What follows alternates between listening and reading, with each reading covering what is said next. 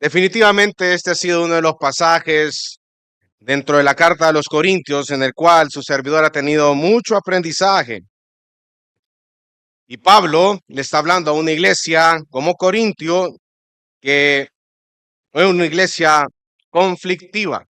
Usted puede ver, y esto empieza en el capítulo 12, versículo 31, dice, y aún yo les muestro un camino más excelente, les dijo el apóstol Pablo a los Corintios. ¿Quiénes eran los Corintios? Era una iglesia que nada le faltaba en cuanto a dones. Primera carta a los Corintios, capítulo 1, versículo 7. Pero también era una iglesia donde existía mucha división. ¿Se acuerdan? Cuando estuvimos estudiando el capítulo 1, versículo 10, decían unos, yo soy de Pablo, yo soy de Apolos, yo soy de Cefas, y estaban los más campantes que decían, yo soy de Jesucristo. Era una iglesia muy dividida.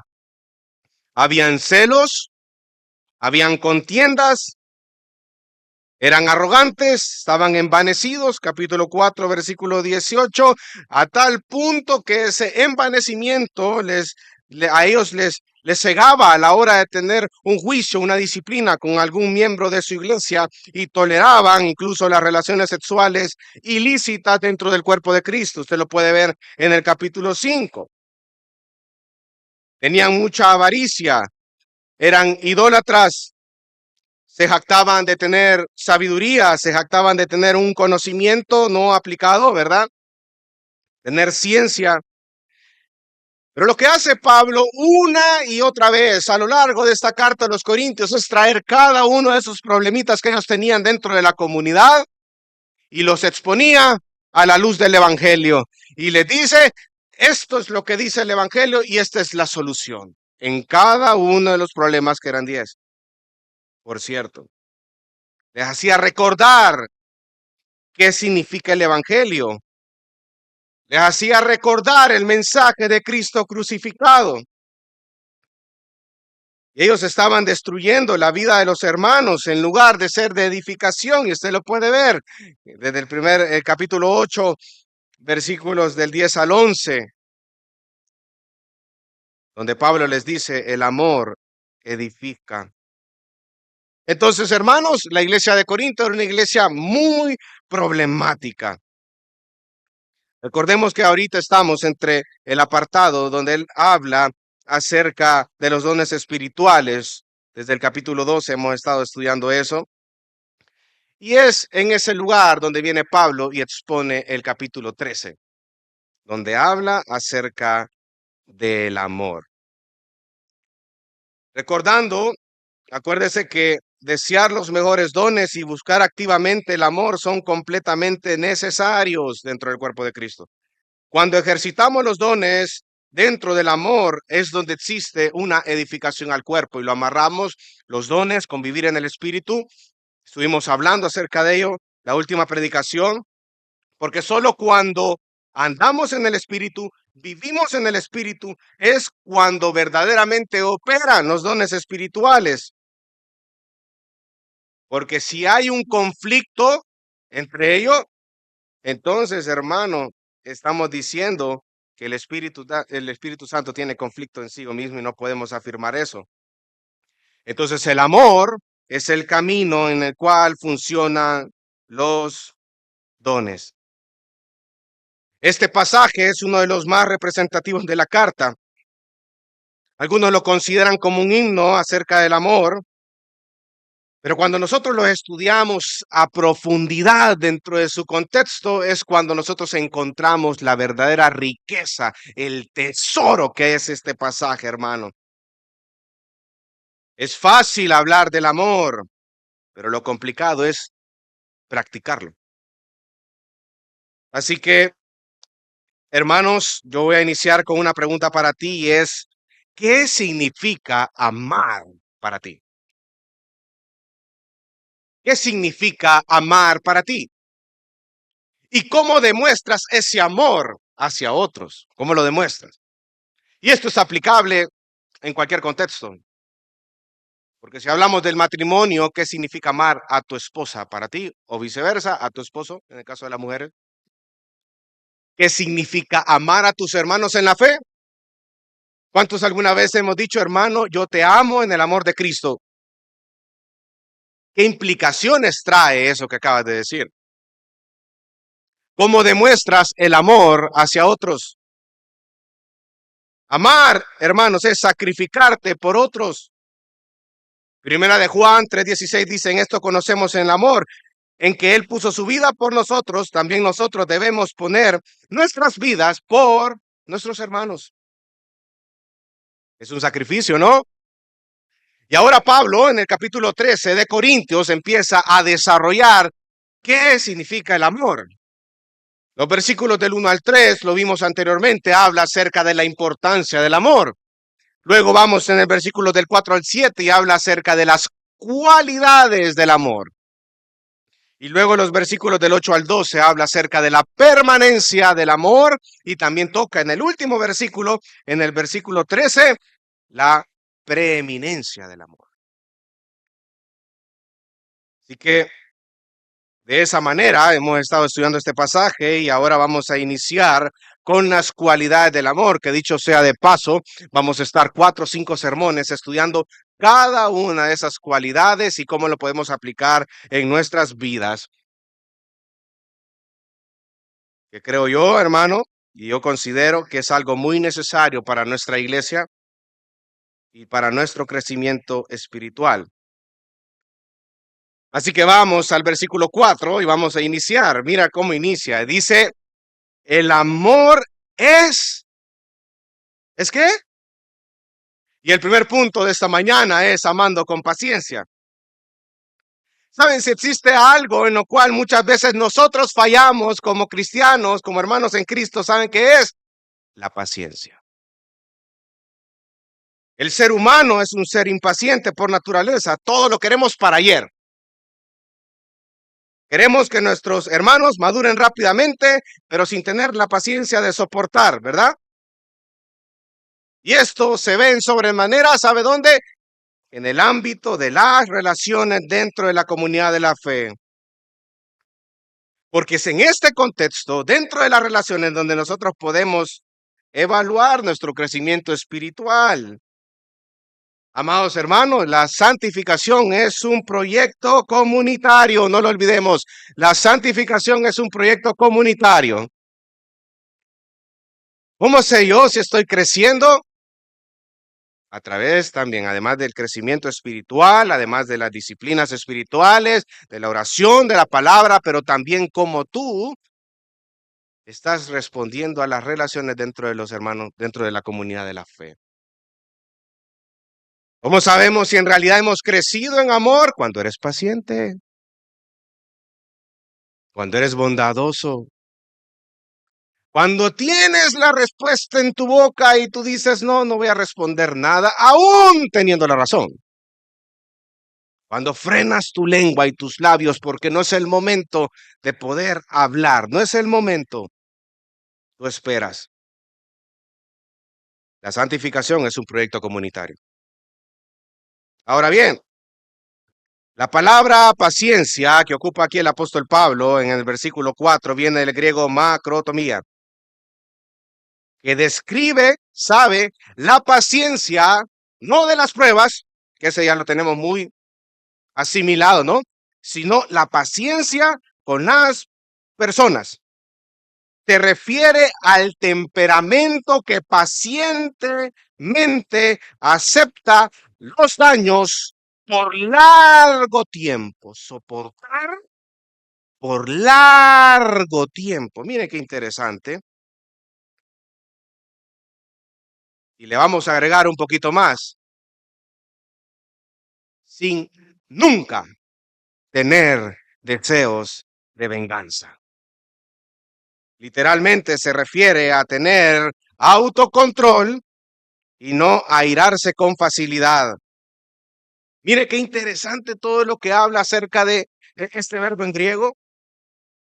Cuando Pablo empieza a explicar lo que significa el amor, él describe el amor durante 16, que usted puede ver 16 adjetivos, pero en realidad en el griego son verbos. ¿Y usted se acuerda cuando usted llevó clases de lenguaje o idioma nacional, los que son más antiguitos? ¿Qué era el verbo, hermanos? Acción, ¿verdad? Entonces, en otras palabras, lo que nos manda acá a la hora de describir el amor, el apóstol Pablo es: actúen, actúen. Ese sacrificio por otros es algo que se debe de ver en tu vida. Es algo con el cual tú tienes que actuar. Interesante, ¿no? Cuando habla de la paciencia, al igual que el amor, es parte del fruto del Espíritu. Y esta paciencia capacita al cristiano lleno del Espíritu a sufrir injusticias y provocaciones y aún así permanecer con el control de sí mismo. Con la ayuda de Dios, claro está. Miren qué interesante. ¿Cómo respondes tú a las provocaciones de otro hermano o de otra persona? ¿Cómo respondes tú, amado hermano, a las injusticias que vienen a tu vida? Ay, no, pastor. Yo soy, a mí nadie me va a detener y yo tengo que decir en nombre de la verdad. Increíble, ¿verdad? Las provocaciones. Cuando hay un hermanito que va uno tras otro, tras otro, tras otro, tras otro, tras otro, ¿verdad? ¿Cómo respondes tú? Con sablazos, ¿no? Me recuerdo que en esta semana, que el Señor es bien providencial, ¿verdad? Cuando nos manda a hacer este tipo de sermones. Veníamos con mi familia y fuimos al súper a hacer los comprados de la quincena y veníamos ahí sobre la carretera panamericana, hermano, en dirección como que uno va para Merliot, ahí a la altura de la Universidad Matías Delgado. Entonces usted puede ver que después de la Gran Vía, ahí enfrente de la universidad hay como una incorporación de los que vienen a una calle paralela, ¿verdad? Y yo venía sobre la carretera panamericana y en una de esas yo venía en mi carril, ¿verdad? Y un carrito se mete, hermano. Pero ya iba directo a darme y yo vengo y le empiezo a pitar. No es la que usted pita, hermano, la normal. Y yo le pité, ¿verdad? Y paró el carro porque la idea del uso del pito es eso de precaución, ¿verdad? Bueno, así lo ocupo yo, ¿verdad? No lo ocupo para andar peleando. Y entonces después esta persona iba en un Hyundai Elantra, viene y cuando le pasé, viene y se puso a la par de mí. Y ahí estaba conmigo a la par y así.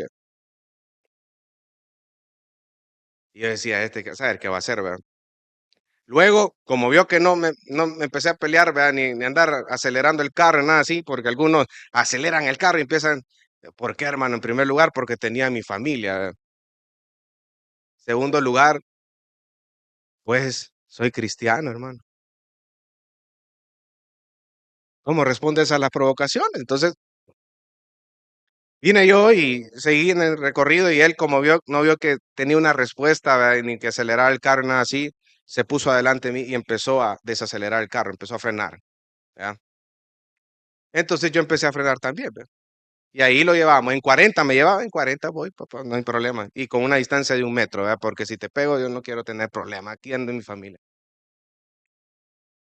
Y así me llevó hasta la altura donde está un desvío que uno agarra para carretera de Puerto de Libertad, más adelantito del Trébol. Entonces, en mi mente, ¿verdad? Yo decía, si esta persona se va recto, yo cruzo a la derecha y me voy para la casa. Y si esta persona cruza a la derecha, entonces yo me voy recto, pero ya no quiero tener problemas con este.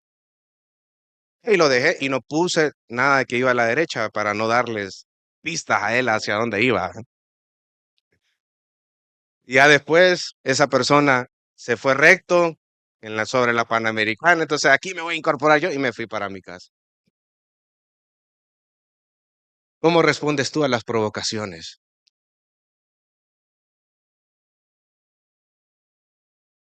En el tráfico, pues, ¿cómo respondes? Se te incorpora alguien, tú vienes haciendo una larga fila por media hora y cabalito, antes que se te mete uno, ¿cómo respondes? ¿Cómo respondes a las injusticias? ¿Cómo actúas cuando alguien te daña, hermano?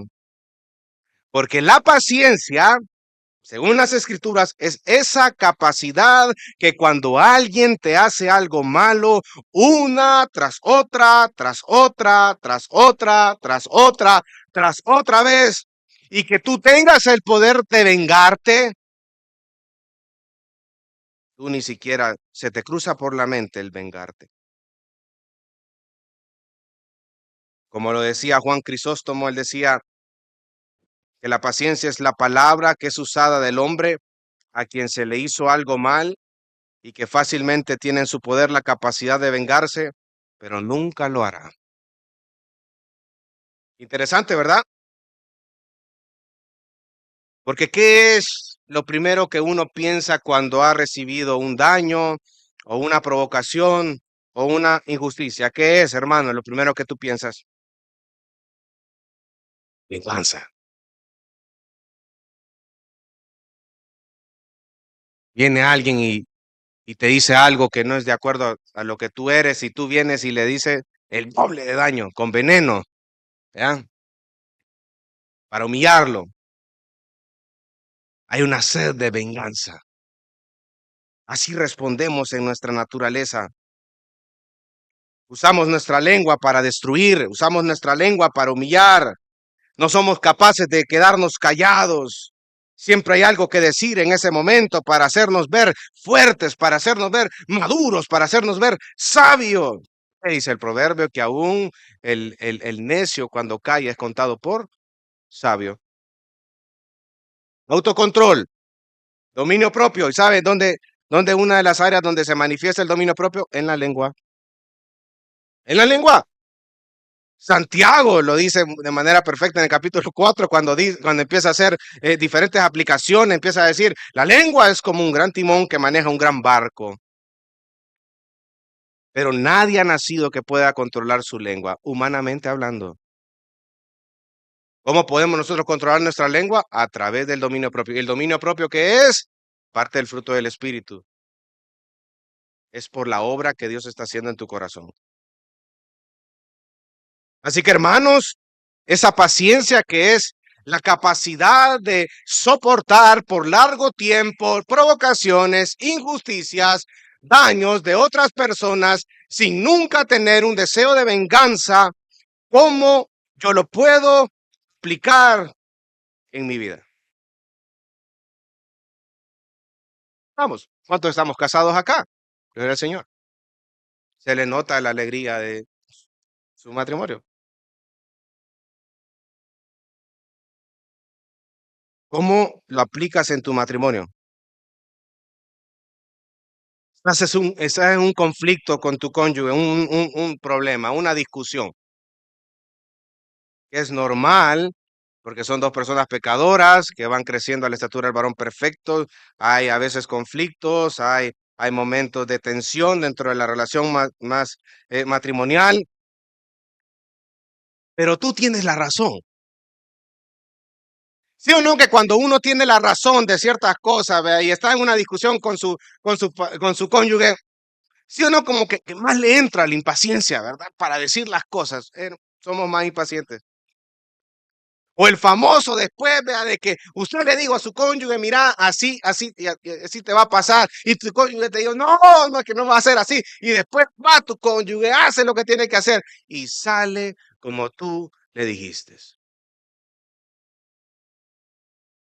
Y viene esa persona, tu cónyuge, tu esposo, tu esposa, y llega a la casa y te empieza a explicar todo, como tú se lo dijiste. ¿Qué le dijiste después de eso? ¿Te quedas callado? ¿Te quedas callada? No, agarras aire, ¿verdad? Te lo dije. Somos impacientes, hermanos. En nuestras relaciones matrimoniales somos impacientes. El amor no se venga, soporta con paciencia y debemos de aplicarlos a nuestras vidas. Increíble, ¿no? La paciencia. Y eso se ve también en las relaciones dentro de los hermanos en la fe. ¿A usted no le ha ocurrido, o solo a mí me pasa, que viene, estamos hablando con unos hermanos, uno le aconseja a la luz de las escrituras y viene el hermano y vuelve a hacer lo mismo. Una y otra vez, una y otra vez. Y usted le dice, Señor, ¿cómo es que este hermanito, hermanita en la fe, no le cala? ¿Qué sucede aquí? Porque aunque yo le exponga, aunque yo le aconseje a la luz de la Biblia, yo siento que esta persona todavía no va y usted se vuelve impaciente, no espera los procesos que el Señor tiene en la vida del otro hermano, te molestas, hay ira. ¿Tú crees que eso el Señor no te lo va a demandar? ¿Tu falta de paciencia dentro de los hermanos de la fe? El amor no se venga y soporta con paciencia durante largo tiempo. Pero ¿saben quién es nuestro mayor ejemplo cuando hablamos de la paciencia? Dios mismo. Dios es amor, eso lo dice en Primera de Juan 4:8, pero también las escrituras le llaman el Dios de la paciencia, Romanos 15:5. Ahora surge la pregunta, ¿cómo muestra su paciencia Dios? Miren, hermanos, Dios no pierde los estribos. Él es apacible en sí mismo y hacia los pecadores que le desobedecen no solo una vez, sino una tras otra vez. Él actúa con calma y según su plan soberano. Vamos a Romanos capítulo 2, versículo 4, hablando acerca de la paciencia de Dios.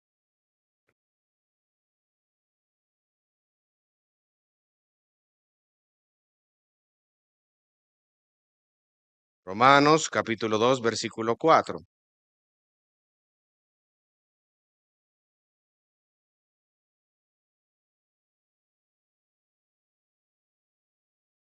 Acuérdense que Pablo está hablando acerca de la universalidad del pecado. Y mira el versículo 4, lo que dice, o tienes en poco la riqueza de su bondad y tolerancia y paciencia, ignorando que la bondad de Dios te guía al arrepentimiento. Tolerancia, paciencia. Romanos 3:25. Más adelante dice,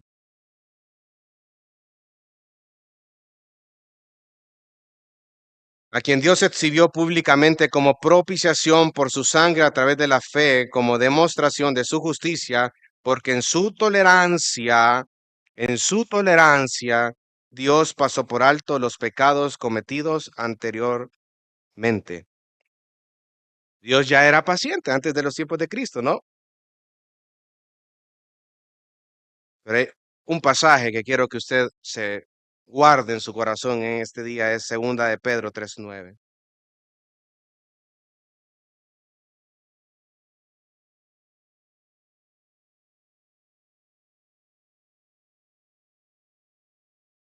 Para poder entender acerca de la paciencia de Dios, hermano. Miren qué precioso lo que dice Segunda de Pedro, capítulo 3, versículo 9.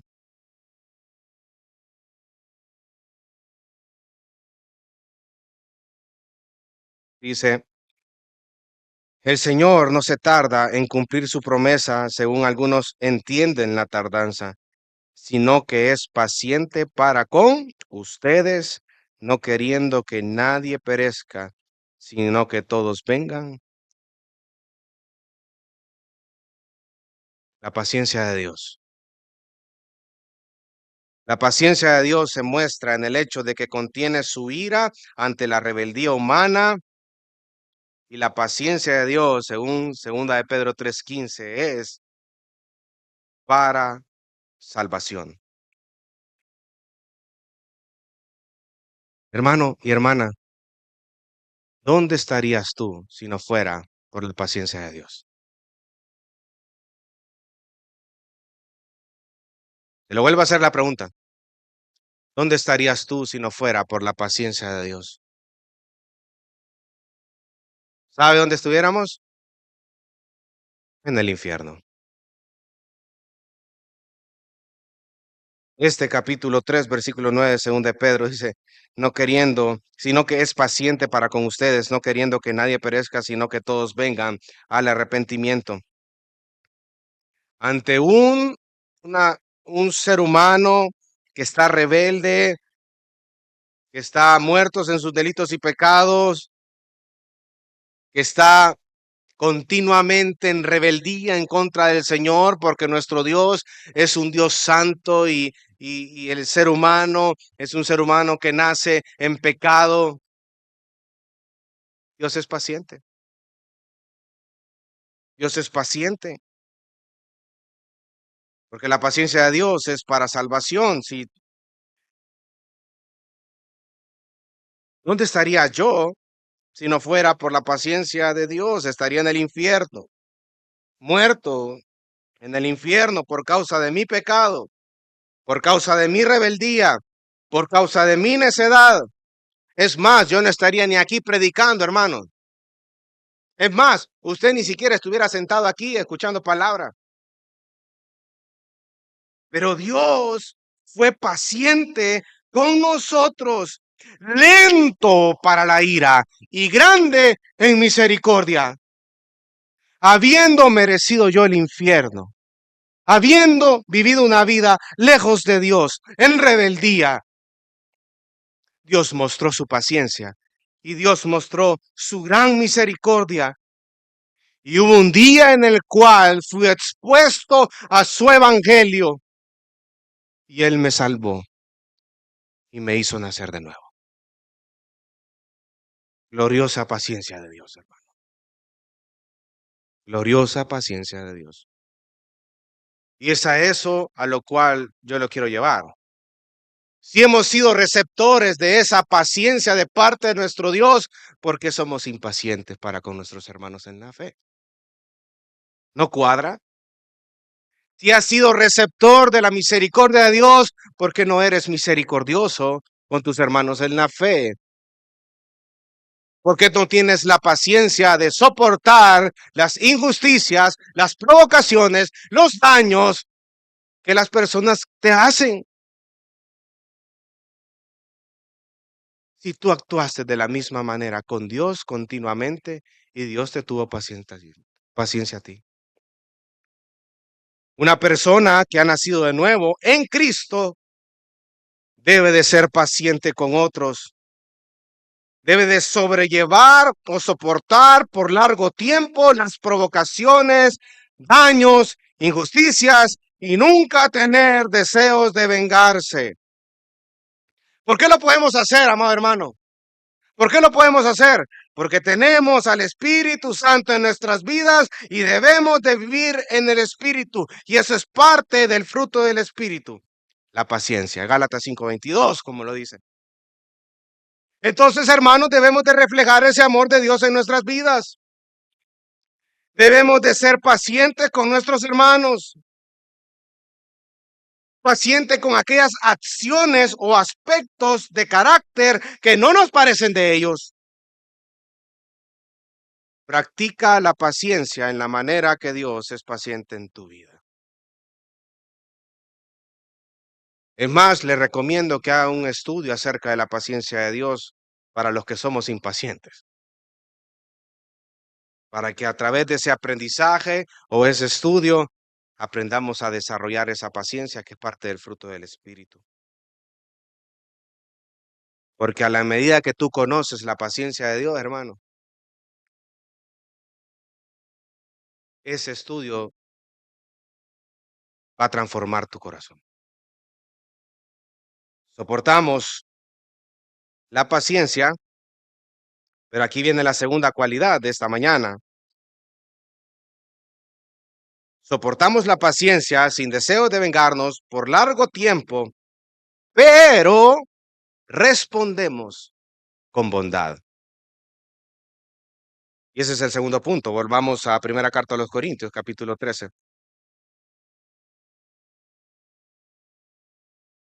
Versículo 4.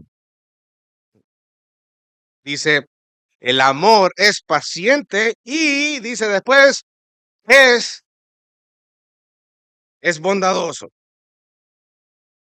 ¿Saben? La palabra del griego para bondadoso, su raíz tiene la idea de algo útil. Un ser que ama se pone a sí mismo a la disposición de los demás, derrama beneficios sobre otros y en ese sentido es lo opuesto al daño recibido.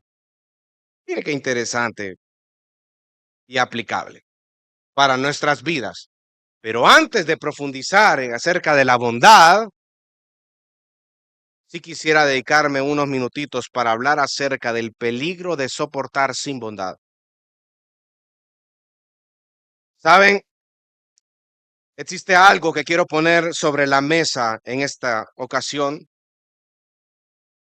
y es que la mayoría de veces tenemos un mal concepto acerca de lo que significa soportar con paciencia, por amor. Si bien es cierto, de una forma práctica, nosotros no respondemos ante las provocaciones de otros, nosotros no actuamos en ira ante las provocaciones o injusticias o daños de otras personas. Sin embargo, lo que sí hacemos es albergar sentimientos negativos contra esa persona, como pasaba con la iglesia de Corinto. En la iglesia de Corinto había resentimientos, había conflictos, había disgustos, y eso no es amar. Entonces, hermano, ten mucho cuidado con ello, porque puede ser que tú estés escuchando este sermón en esta mañana y digas en tu mente y en tu corazón, bueno, la verdad es que yo soy paciente con mi esposo, yo soy paciente, desbordo en paciencia con mi esposa. No le respondo, aunque yo tengo la razón, como la mayoría de veces, dice el orgulloso. No le respondo, no actúo de esa manera. Tú puedes decir, yo estoy bien en esta área, pastor, no hay ningún problema. Porque no respondo de esa manera con los hermanos. Pero dentro de ti, hermano y hermana en la fe, hay un resentimiento que va creciendo.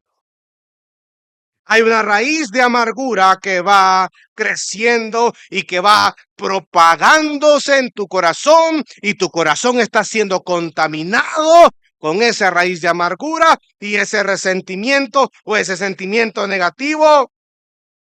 Y tú estás haciendo así, ¿eh? Los brazos cruzados, no estás haciendo absolutamente nada, no luchas con ese pecado, con los medios de gracias que Dios te ha dado, pero ese pecado está minando en tu corazón. Y saben, hermanos, el pecado es dinámico. El pecado va a llamar más pecado y ese resentimiento o esa raíz de amargura, tarde o temprano, se va a manifestar con un odio contra ese hermano en la fe o hermana en la fe. Y somos tan, pero tan astutos para esconder lo que hay dentro de nuestros corazones, porque saludamos con normalidad a esa persona. Dios te bendiga, siervo de lo alto. Dios te bendiga, hermano en la fe. Yo te amo en el amor de Cristo, pero por dentro tú tienes una gran raíz de amargura, un gran resentimiento y no estás haciendo nada con esa situación, sino que si tú no lo hablas, si no, tú no lo atiendes, el pecado es pecado y el fin del pecado y la paga del pecado es la muerte, hermano. El problema es que somos negligentes a la hora de atender los asuntos del corazón. Y el pecado está ahí, lo escondes muy sutilmente, pero el pecado está ahí, el problema está ahí. Y tú permites que eso siga anidándose en tu corazón. No permitas eso, amado hermano. Aprende a perdonar y actuar con bondad ante las personas que te hacen un daño, porque el amor genuino supera cualquier barrera. El amor, por ser paciente, puede soportar por largo tiempo sin responder con amargura, pero por ser bondadoso, puede llevar esa segunda milla para realizar algo útil en la vida de aquel que se considera tu enemigo. Lo voy a repetir de nuevo. El amor, por ser paciente, puede soportar por largo tiempo sin responder con amargura, pero por ser bondadoso puede llevar esa segunda milla para realizar algo útil en la vida de aquel que se considera tu enemigo. Interesante, ¿no? Paciencia y bondad se complementan. Y podemos ver esa pareja que se complementa. Pablo, él siempre pone la paciencia con la bondad. Cuando habla de la bondad, habla también de la paciencia y viceversa. Usted lo puede ver en los escritos paulinos en segunda carta a los Corintios 6:6, Gálatas 5:22, cuando habla acerca del fruto del Espíritu, gozo, paz, paciencia, amor, gozo, paz, paciencia, benignidad, fe, mansedumbre, templanza. Entonces, usted puede ver que siempre cuando habla acerca de la paciencia, habla acerca de algo que lo complementa y es la bondad. Muy alineado a la enseñanza de nuestro Señor Jesucristo. Si tu enemigo tiene hambre, ¿qué dice? Y si tiene sed, ¿qué dice? Amén. Respondes ante aquella persona que está haciendo un daño, que te está provocando, que está haciendo una injusticia en tu vida. ¿Cómo responde el cristiano? Con bondad, haciendo algo útil en la vida de esa persona.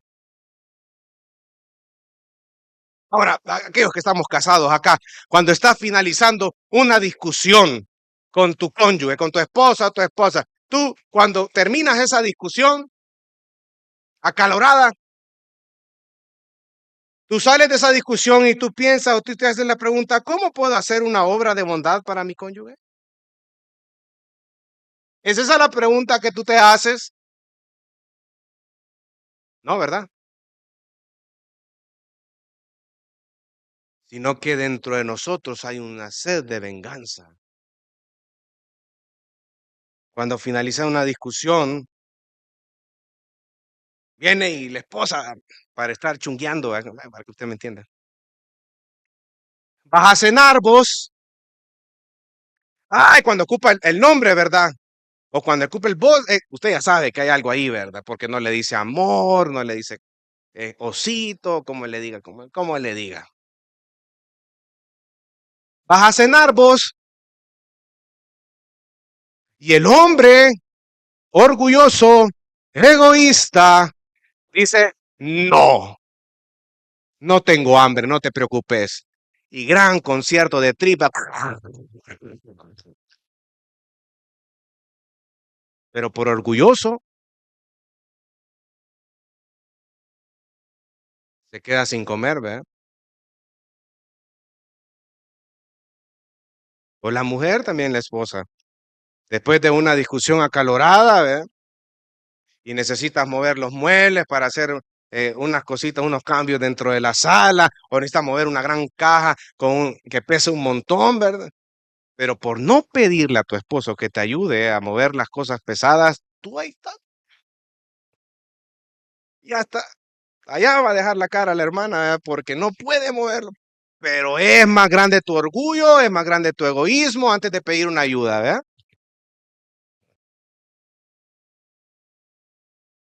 Pues ¿sabes qué, hermano? Cuando yo entiendo que el amor es bondad, el orgullo y el egoísmo pasan a un segundo plano. Y es en esos momentos donde yo tengo que aplicar la bondad y ser de utilidad para otros. Miren qué interesante si aplicáramos este consejo continuamente en nuestra vida matrimonial. ¿Cómo actúas tú cuando hay un conflicto ahí en tu matrimonio? Ya no voy a dormir en la cama, me voy a ir para el sillón. Y allá se va el sillón, todo duro, todo tieso el sillón. Ni moverse se puede el muchacho ahí, por orgulloso. Te levantas temprano, te vas a bañar en otro baño que no sea el del cuarto principal para no verle la cara y te vas temprano para no. Y estás con esa idea toda la mañana. Yo no le voy a hablar. ella me tiene que hablar a mí. Y la esposa, yo no le voy a hablar a él me tiene que hablar a mí, él me hizo daño. Egoísmo, orgullo. Ay, hermanos, pero cuando se habla acerca de ese tipo de situaciones, aquí hay indio de indios, ¿verdad?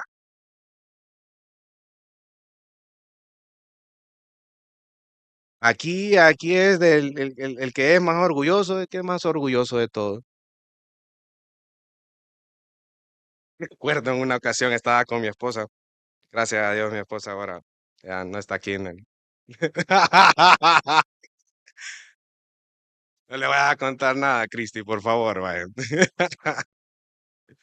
Yo me acuerdo que estaba en primer año de matrimonio, uno en los primeros años de matrimonio empieza esa dinámica de conocer a la otra persona, de empezar con lo que es el hogar. Y me acuerdo que íbamos en el carro, nosotros teníamos un Yaris, año 2008, ¿ve? Y yo lo iba manejando, nos dirigíamos hacia un lugar. Salimos de la casa y ella solo me dijo, váyase por la izquierda, no se vaya en este carril, váyase por la izquierda. Y me lo dijo, mi esposa es tranquila, ella creo que una de sus virtudes es que habla bien suave, aunque esté enojada, habla bien suave y eso a mí me trae tranquilidad, ¿verdad? Porque me está confrontando, pero con palabras suaves, ¿verdad? Ella viene y me dice, váyase aquí a la izquierda. Vengo yo, ¿verdad? Y una persona no espiritual como usted, hermano. Y en mi orgullo le dije, mire, a usted no me va a estar diciendo qué es lo que voy a hacer. Y en, por eso que le digo, indio de indios, aquí hay indio de indios.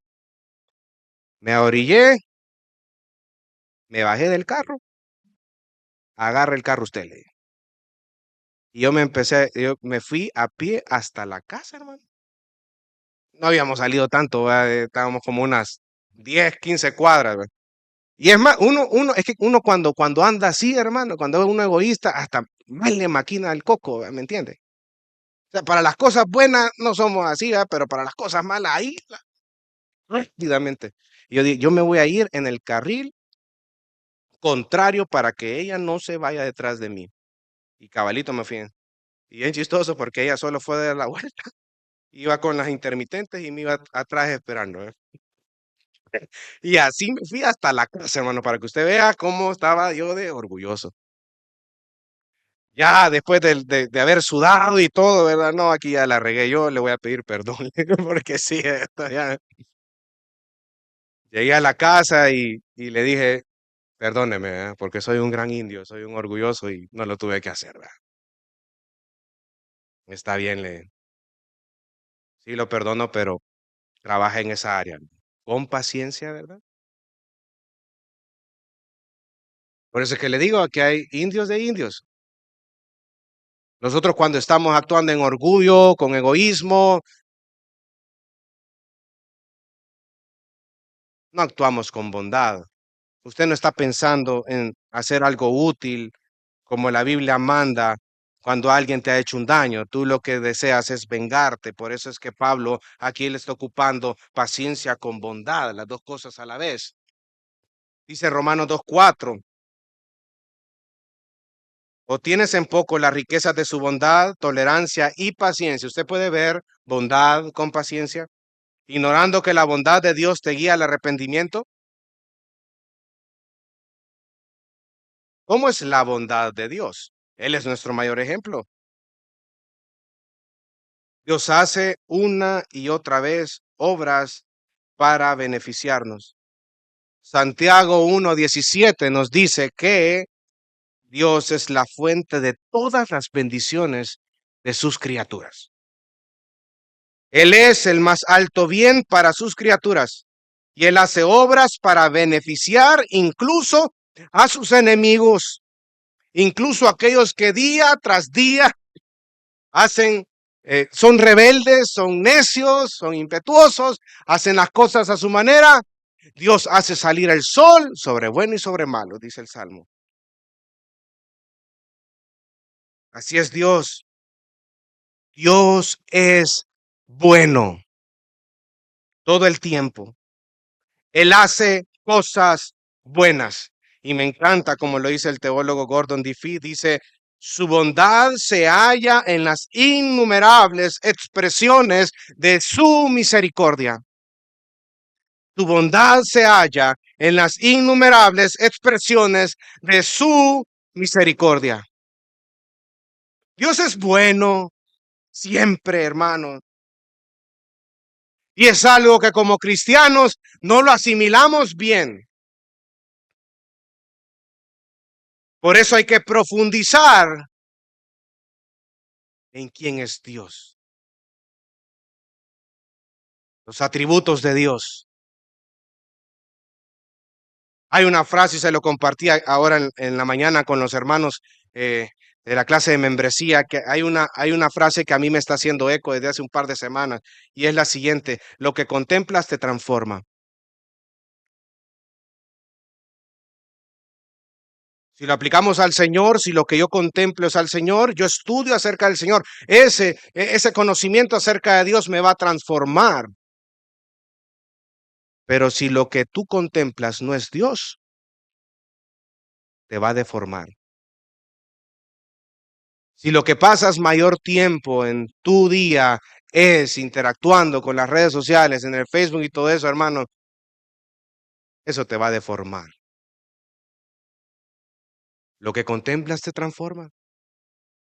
Entonces, en la medida que usted haga un estudio acerca de la paciencia de Dios, acerca de la bondad de Dios, eso le va a servir a usted para poder, ¿qué? Actuar de la misma manera. Tal vez no de manera perfecta como Dios, pero sí como un discípulo de Cristo, que tiene al Espíritu Santo en su corazón. La bondad se halla en las innumerables expresiones de su misericordia. Medita en la bondad de Dios, medita en su misericordia, que Él es bueno siempre, siempre, hermano. Porque cuando yo estoy en momentos difíciles en mi vida, qué precioso, qué tesoro es yo decir, Señor, tú eres bueno. Y aunque yo vea esto difícil, yo sé que tú lo estás haciendo para un bien, para mi vida, porque estás forjando el carácter de Cristo en mí. Tú eres bueno y para siempre es tu misericordia. Dios es lento para la ira y grande en misericordia. Mateo 11:30 es un versículo que usted y yo lo tenemos ahí y lo podemos de memoria. Dice el Señor Jesucristo, porque mi yugo es fácil y ligera mi carga. Mi yugo es fácil y ligera mi carga. Una gran enseñanza de nuestro Señor Jesucristo. ¿Sabían ustedes que la palabra fácil en el griego es la misma palabra traducida como bondad en Primera de Corintios 13:4? En otras palabras, Jesucristo está diciendo, síganme, porque mi yugo es bondadoso. Les voy a expresar mi bondad. Increíble. Es una verdad tremenda, transformadora. Dios es bueno. Síganme, porque mi yugo es bondadoso. Mi yugo es fácil y ligera mi carga. Yo te voy a expresar todas las bondades, todas las diferentes manifestaciones de mi misericordia, porque soy bueno, dice el Señor.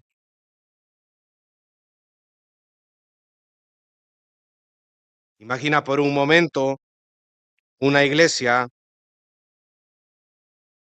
donde sea paciente y bondadosos todos los hermanos en la fe, donde seamos capaces de soportar una tras otra, tras otra, tras otra, tras otra vez las provocaciones, los daños o las injusticias. Y aún así no respondemos con venganza. Al contrario, en lugar de responder con venganza, lo hacemos con la bondad. ¿Sabe lo que dice Romanos 12:20, si no me equivoco? Dice que ascuas amontonarás sobre su cabeza, como dicen Proverbios. ¿Y sabe usted que eso de las ascuas amontonará sobre su cabeza era algo que era una tradición de los egipcios, en el cual aquella persona que había hecho un daño se ponía, era como una cacerola con carbones encendidos arriba de la cabeza como señal de contrición por lo que había él cometido, y él estaba sufriendo como su vergüenza por haber ocasionado ese daño. Eso es lo que dice el Señor. Cuando tú actúas con bondad frente a una persona que te hace un daño, estás haciéndole meditar en la bondad de Dios en tu vida. Porque esa persona lo primero que va a pensar es, ¿qué le pasa a este? Si yo le acabo de hacer un daño, ¿por qué este va a actuar en un bien? Es que no entiendes el Dios en el cual adoro. Es un Dios bueno y bondadoso. Es un Dios paciente, es un Dios lento para la ira y grande en misericordia. Entonces, imagínese una iglesia donde se practique la paciencia y la bondad dentro de la comunidad de la fe. ¿Qué impacto ocasionaría eso en la comunidad? ¿Qué impacto ocasionaría en personas que vengan por primera vez aquí a la casa del Señor y ver este vivir en comunidad, este abundar en amor más y más? Eso impacta, hermano. Como no tiene idea. Más que cualquier sermón, el ver la palabra de Dios en la vida de las personas, eso va a impactar en sobremanera. En esta semana estuvo la conferencia de Alexander Strauch acerca del liderazgo bíblico de los ancianos. Jonathan anduvo ahí en Honduras de vacaciones, ahí en la conferencia. Y sabe, hubo la primera o la segunda, no me acuerdo cuál era, de las predicaciones o ponencias. Él dijo algo que me quedó en qué pensar. Dijo de que una de las cosas que más recuerda él en sus inicios en la cristiandad es que hubo una familia que lo iba a traer a la iglesia para ir a la iglesia y lo llevaba a la iglesia todos los domingos. Y saben, hermanos, decía, yo recuerdo eso 60 años después que cualquier sermón que yo haya escuchado durante esos 60 años. El ejemplo, el modelar, eso causa un impacto en la vida de la congregación como no tienes una idea. Y no es que estoy dejando a un lado el conocimiento, porque este conocimiento, cuando yo lo practico, entonces es eso lo que nos manda la Biblia. A profundizar en el conocimiento, pero también a practicarlo, hermano. Lo que contemplas te transforma. Ahora imagínate cómo sería un hogar donde se practique la paciencia y la bondad. ¿Cómo sería tu matrimonio, amado hermano, amada hermana, si practicaras la paciencia y la bondad una y otra vez, una y otra vez? Increíble, ¿verdad? ¿Te imaginas cómo tus hijos van a aprender acerca de ese tipo de ejemplo o modelaje?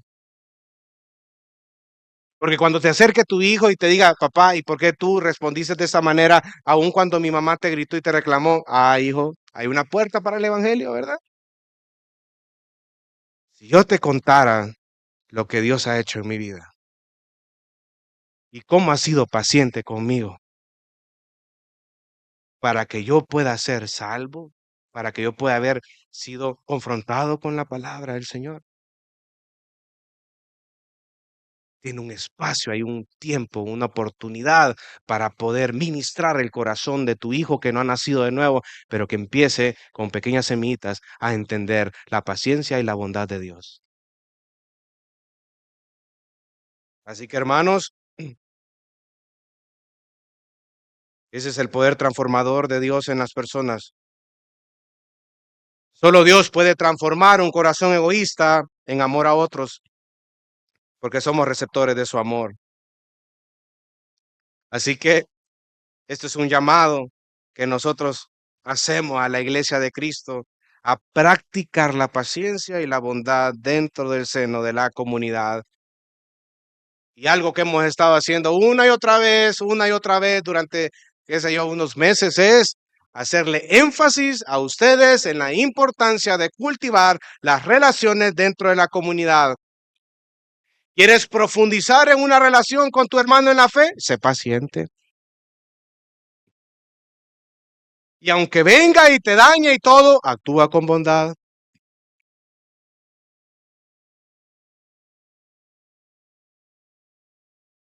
Y para describir lo que el amor es, Pablo inicia con esta doble cualidad de Dios. Interesante, ¿no?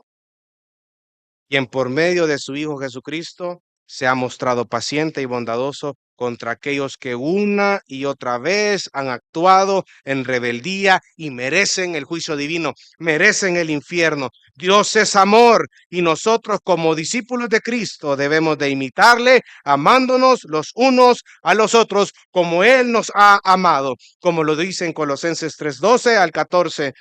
Entonces, como escogido de Dios, santos y amados, revestidos de tierna compasión, bondad, humildad, mansedumbre y paciencia, soportándoos unos a otros y perdonándoos unos a otros. Y si alguno tiene queja contra otro, como Cristo os perdonó, así también hacedlo vosotros. Y sobre todas estas cosas, vestidos del amor, que es el vínculo de la unidad. Vamos a orar. Dios te bendiga. Realmente es un privilegio para nosotros que puedas escuchar el mensaje de la palabra de Dios. Esperamos que Dios obra en tu vida grandemente a partir de lo que puedas escuchar y aprender a través de este sermón. Sin embargo, creemos que solo este sermón es insuficiente y no debería de suplantar por ningún motivo tu asistencia a una iglesia local. La iglesia local es el medio por el cual Dios obra en la vida de su pueblo. Te motivamos a que busques una iglesia sana donde congregarte o puedas contactarte con nosotros en nuestras redes sociales para que nos puedas visitar. Será un gusto poder servirte y que podamos juntos adorar a Dios en comunión con sus redimidos mientras aprendemos de su palabra. Que el Señor te bendiga.